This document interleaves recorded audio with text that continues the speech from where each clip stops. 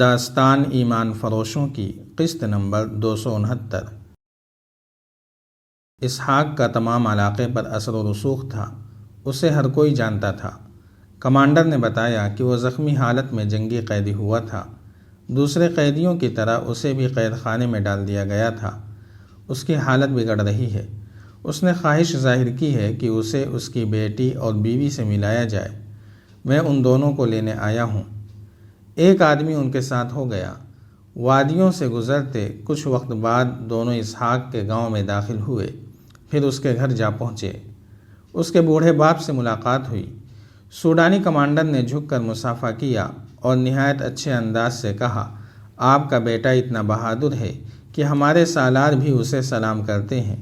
وہ بہادری سے لڑا مگر ریگستان نے اسے پیاسا رکھ کر بے حال کر دیا۔ وہ زخمی حالت میں پکڑا گیا۔ اس کا علاج اس طرح کیا جا رہا ہے جس طرح سوڈانی سالاروں اور حکمرانوں کا کیا جاتا ہے۔ اتنے اچھے علاج کے باوجود صحت یاب نہیں ہوا۔ اسے بچانے کی پوری کوشش کی جا رہی ہے۔ اس نے خواہش ظاہر کی ہے کہ اپنی بیٹی کو اور اپنی بیوی کو آخری بار دیکھنا چاہتا ہوں۔ اگر تم لوگ اس کی اتنی زیادہ عزت کرتے ہو تو اسے میرے حوالے کیوں نہیں کر دیتے؟ اسحاق کے باپ نے کہا، ہو سکتا ہے ہمارے جراح اور طبیب اسے ٹھیک کر لیں۔ فرما روائے سوڈان نے کہا ہے کہ وہ ہمارا مہمان ہے۔ کمانڈر نے جواب دیا، مہمان کو بیماری کی حالت میں رخصت کرنا میزبان کی بے عزتی ہے۔ صحت یاب ہوتے ہی اسے باعزت طریقے سے رخصت کر دیا جائے گا۔ کیا یہ نہیں ہو سکتا کہ اس کی بیٹی اور بیوی اس کے پاس رہیں اور اس کی تیمارداری کریں؟ بوڑھے باپ نے پوچھا۔ اگر یہ دونوں وہاں رہنا چاہیں تو انہیں عزت سے رکھا جائے گا، کمانڈر نے کہا۔ ہمارے یہاں بہادروں کی عزت کی جاتی ہے۔ ہمارے مذہب الگ ہیں لیکن ہم اور آپ سوڈانی ہیں، ہم زمین کا احترام کرتے ہیں۔ اگر اسحاق صلاح الدین ایوبی کا سپاہی ہے تو کوئی فرق نہیں پڑتا، ہم بھائی ہیں۔ صلاح الدین ایوبی کو ہم بہت بڑا جنگجو مانتے ہیں، اس نے صلیبیوں کو گھٹنوں بٹھا دیا ہے۔ پھر تم اسے دشمن کیوں سمجھتے ہو؟ بوڑھے نے پوچھا۔ تم صلیبیوں کو دوست کیوں سمجھتے ہو؟ محترم بزرگ، کمانڈر نے کہا، اگر میں باتیں کرنے بیٹھ گیا تو یہ میرے فرض میں کوتاہی ہوگی۔ مجھے آپ کی بچی اور آپ کی بہو کو صبح سے پہلے آپ کے بیٹے تک پہنچانا ہے۔ آپ کے بیٹے کی خواہش کی تکمیل ہمارا فرض ہے۔ کیا آپ کی بیٹی اور بہو میرے ساتھ ابھی چلنے کو تیار ہیں؟ پردے کے پیچھے سے ایک نسوانی آواز آئی، ہم تیار ہیں۔ کوئی مرد ساتھ نہیں جا سکتا؟ بوڑھے نے پوچھا۔ میں بھی تو اپنے بیٹے کو دیکھنا چاہتا ہوں۔ سفر لمبا ہے، کمانڈر نے کہا، آپ اتنی لمبی گھوڑ سواری برداشت نہیں کر سکیں گے۔ مجھے جو حکم ملا ہے وہ بیٹی اور بیوی کو لانے کا ہے۔ قید خانے کا سپاہی ڈیوٹی سے فارغ ہو کر گھر گیا۔ بہت جلدی میں اس نے کپڑے بدلے، سر کو اس طرح ڈھانپا کہ چہرہ بھی چھپ گیا۔ اس نے گھوڑے کے لیے چارہ اور پانی گھوڑے کے ساتھ باندھا اور کسی کو بتائے بغیر کہ کہاں جا رہا ہے روانہ ہو گیا۔ اس نے وہ راستہ معلوم کر لیا تھا جو اسحاق کے گاؤں کو جاتا تھا۔ سالار جب پیغام لے جانے والے کمانڈر کو راستہ سمجھا رہا تھا، یہ سپاہی پاس کھڑا سن رہا تھا۔ اس کے دل میں عقیدت تھی۔ آبادی سے نکل کر اس نے گھوڑے کو ایڑ لگا دی۔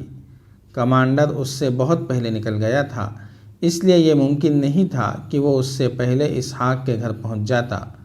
سورج بہت اوپر آ چکا تھا۔ اسحاق کے باپ کے پاس 2 گھوڑے تھے، اس نے دونوں تیار کیے۔ اسحاق کی بیٹی اور بیوی جلدی میں تیار ہو کر سوار ہو گئیں۔ گاؤں کے کچھ اور لوگ بھی وہاں آ گئے تھے۔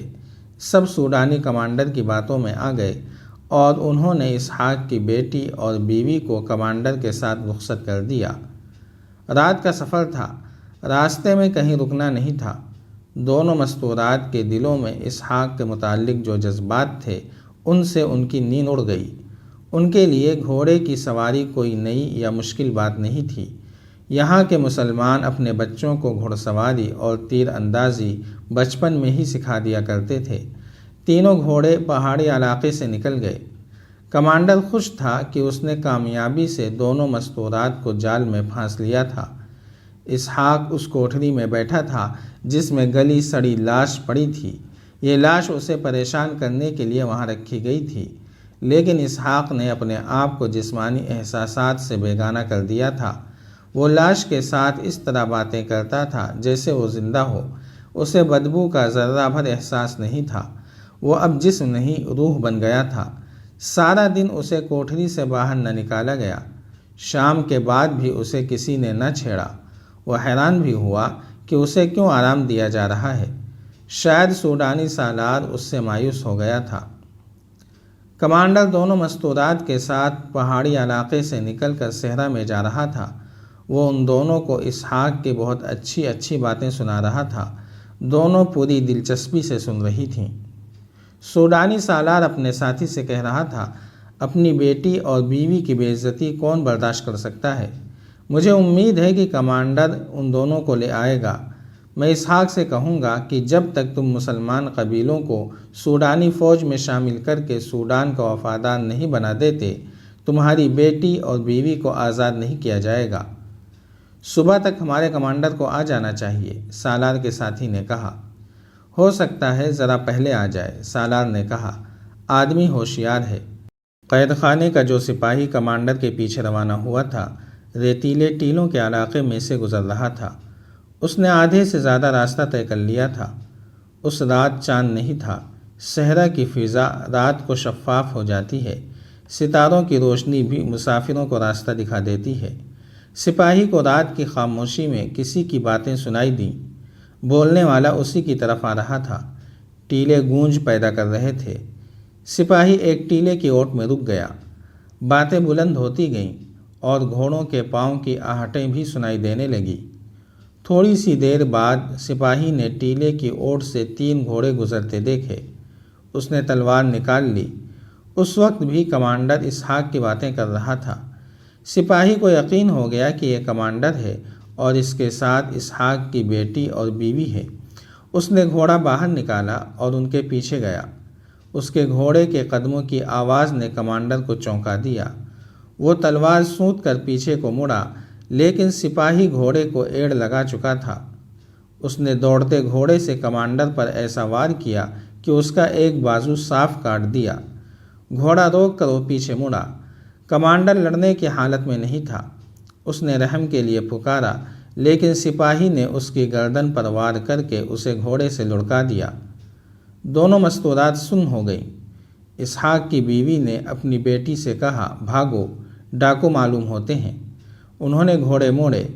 سپاہی نے اپنا گھوڑا ان کے راستے میں کر لیا اور کہا، یہاں کوئی ڈاکو نہیں ہے، مجھ سے نہ ڈرو، میں نے تمہیں ایک ڈاکو سے بچایا ہے۔ میرے ساتھ اپنے گاؤں میں چلو۔ میں تمہیں اپنے ساتھ نہیں لے جا رہا، تمہارے ساتھ چل رہا ہوں، میں اکیلا ہوں۔ وہ دونوں حیران و پریشان تھیں کہ یہ معاملہ کیا ہے۔ سپاہی نے کمانڈر کے گھوڑے سے لگام اپنے گھوڑے کی زین کے ساتھ باندھ دی اور گھوڑے کو بھی ساتھ لے چلا۔ راستے میں اس نے دونوں کو بتایا کہ اسحاق قید خانے میں بند ہے۔ اسے کہا جا رہا ہے کہ وہ مسلمان قبیلوں کو سوڈانی فوج میں شامل کر دے۔ اسحاق نہیں مان رہا۔ سپاہی نے ان دونوں کو یہ نہ بتایا کہ اسحاق کے ساتھ کیا سلوک ہو رہا ہے۔ اس نے کہا کہ تم دونوں کو اس کے سامنے عریانی کی حالت میں کھڑا کر کے اور تم دونوں کی بے عزتی کی دھمکی دے کر اسحاق کو اپنی بات پر لانے کے لیے بلایا گیا ہے۔ یہ آدمی جسے میں نے قتل کیا ہے، تم دونوں کو اسی نیت سے لے جانے آیا تھا۔ میں اس کے پیچھے چل پڑا۔ میں نے اپنا فرض ادا کر دیا ہے۔ تم کون ہو؟ اسحاق کی بیوی نے پوچھا۔ مسلمان ہو؟ میں قید خانے کا سپاہی ہوں، اس نے جواب دیا۔ میں مسلمان نہیں ہوں۔ پھر تمہیں ہمارے ساتھ کیسے ہمدردی پیدا ہو گئی؟ میں نے سنا تھا کہ مسلمانوں کے پیغمبر ہوتے ہیں، سپاہی نے کہا۔ تمہارا خاوند پیغمبر معلوم ہوتا ہے؟ اسحاق کی بیوی نے اس سے پوچھا کہ وہ اس کے خاوند کو کیوں پیغمبر سمجھتا ہے۔ سپاہی نے اصل بات نہ بتائی اور کہا، اب تو میں اسے سچا پیغمبر سمجھتا ہوں۔ وہ قید خانے میں قید ہے، مسلمان ہے، میں مسلمان نہیں ہوا۔ اسے معلوم ہی نہیں کہ اس کی بیٹی اور بیوی کو بے عزت کرنے کا انتظام کر دیا گیا ہے۔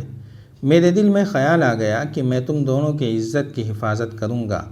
میں نے ایسا کام کیا ہے جو میری ہمت سے باہر تھا۔ یہ اسی کی غیبی قوت ہے۔ میں اسے پیغمبر سمجھتا ہوں۔ جاری ہے۔ اگر آپ کو یہ قسط وار سلسلہ پسند آ رہا ہے تو لائک، شیئر اور کمنٹ کے ذریعے ہماری حوصلہ افزائی کریں۔ جزاک اللہ خیرا۔